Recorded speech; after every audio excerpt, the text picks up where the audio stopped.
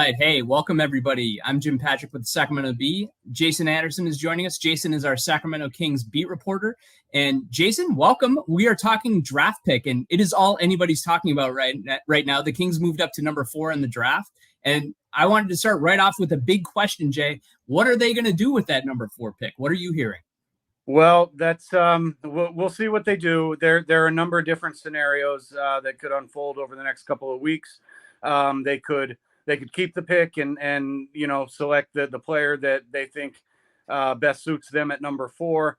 They can and certainly will look at their options to trade either up or down, just to figure out what makes sense.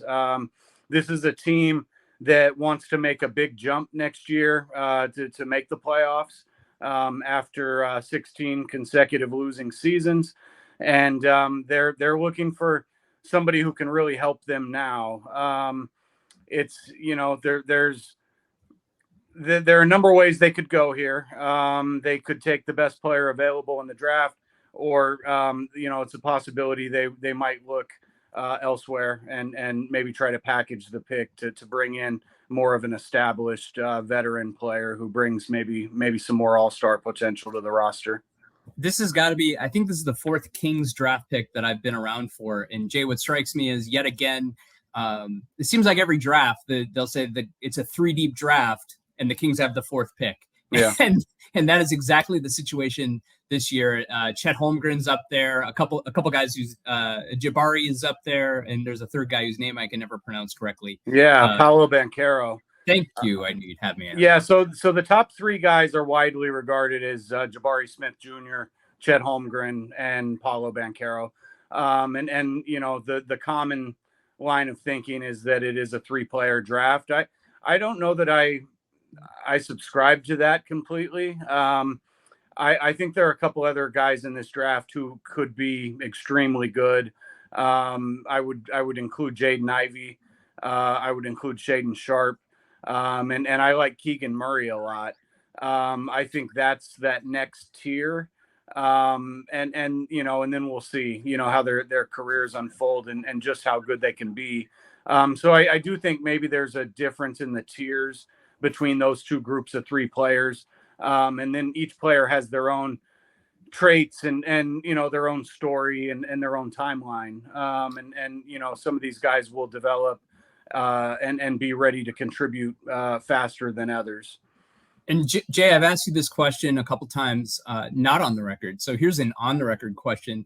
They have the Kings have a couple of guys that are tradable assets, and I'm just wondering: is there a market out there for a Richaun Holmes? Is there a market for a Harrison Barnes? And is that part of the math going on here with what they might do?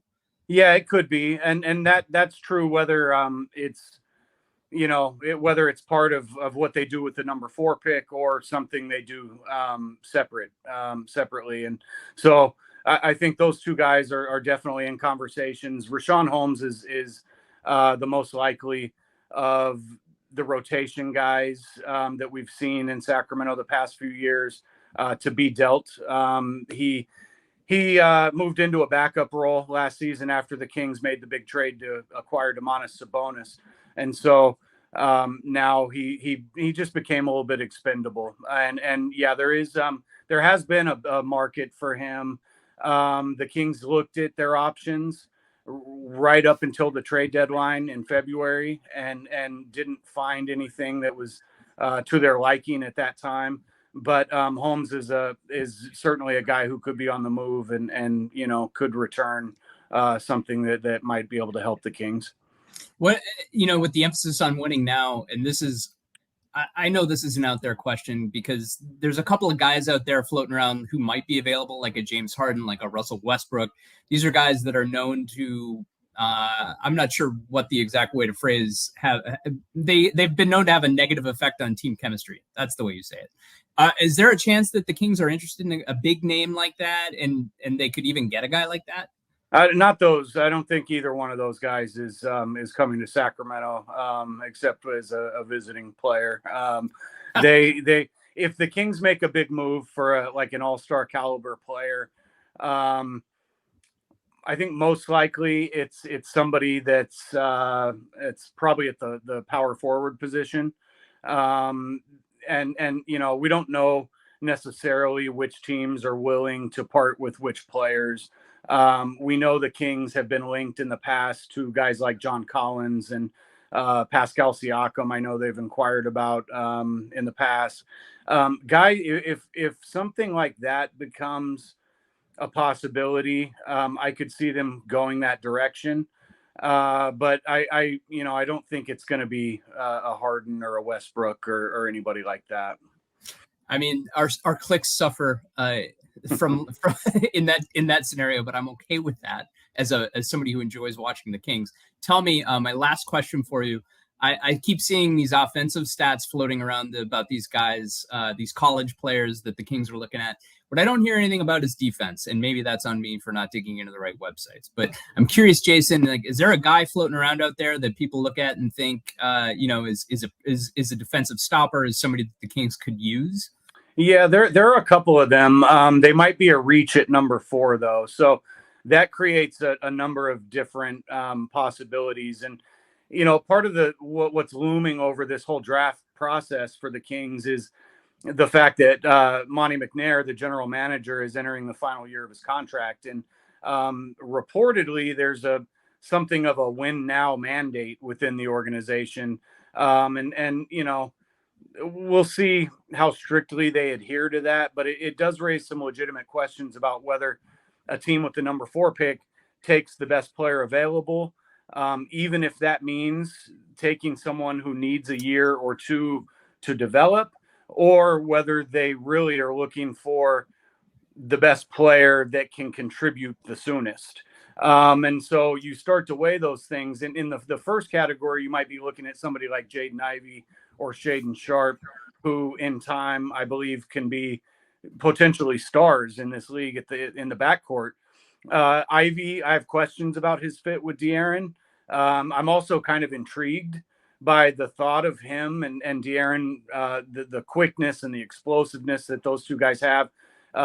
Just thinking about them kind of cutting and moving around Sabonis really is pretty intriguing, but I think it also is potentially a flawed partnership. I don't know what they look like defensively, to your point, with those two guys. Shaden Sharp, we don't know what he is. He didn't play any games at Kentucky. He rose up in terms of his rankings in the final year in his high school career. Looks really impressive. Tremendous athleticism. Leaping ability is just off the charts. Looks like a tremendous shooter. We haven't seen him do it at a real high level outside of EYBL. And then, if you're looking for more immediate help, you could look at somebody like Keegan Murray out of Iowa, who was arguably the best player in college basketball last season. Very polished, good on both sides of the ball. I'm confident he could step in on day one and contribute, probably slide right into the starting power forward spot. May not have as much upside as somebody like Ivy or Sharp. But why do you say that? Why do you say that? He is not as explosive athletically, okay. I would say. He really does everything else really well. He's sound. He's a good shooter. He's smart. He's a smart player. So, sometimes that's guesswork, like when you're really talking about upside. I think sometimes that's a way of saying one guy is less developed than the other is now. But, Keegan is a little bit older than Shaden and Jaden. Jaden's 20. Shaden Sharp is just 19, just turned 19, in fact. Keegan Murray is almost 22 years old with a couple of years of college under his belt. So he's had more time to develop and sort of tap into his potential up to this point. I like the fit of Keegan Murray on this team a lot. 4, though, might be a little high. That could be a scenario where the Kings look to maybe trade down a spot or two. If you can talk Detroit or Indiana into sending somebody back in a deal, and you can move back to number 5 or 6 and still get a player like Keegan Murray. I could see that being a pretty pretty nice scenario for Sacramento. And we know Monty has the phone number for the Detroit GM because he had that big trade with Bagley. So yes, that would make some sense. And the Pacers as well, because the Pacers they as well. just made the deal for Sabonis. So Yeah. I think both of those two things are potentially on the table. The Kings may decide, if they're taking a little bit longer view of the situation, they may decide that, with the number 4 pick in a draft that I think goes 5 deep in terms of potential stars, they may decide that you have to go with the star power and then just fight your own tendencies to be impatient and then just wait and see how that goes. I could see. We're going to learn, the draft is June 23rd, starting at 4:30 Pacific time. And we are going to learn a lot more about who's winning that discussion in the executive suite of the Sacramento Kings, deciding what the future of this team is going to be. And we will write more about it. Okay, Jason, we're going to wrap up here. I wanted to just to ping everybody, follow our Sac Kings coverage. We're going to be talking free agency. Jason is plugged in there like nobody else. Chris Biederman's been providing analysis. Chris, our colleague Chris, laid out a compelling case for Keegan Murray, maybe moving down in the draft. You guys should read it at sacbee.com. That's all we got for now. Check us out in a couple of weeks. We'll have our I almost said post-election analysis. We're not doing any of that. It's just going to be post-draft analysis from the Sacramento Bee. Thanks for tuning in, guys.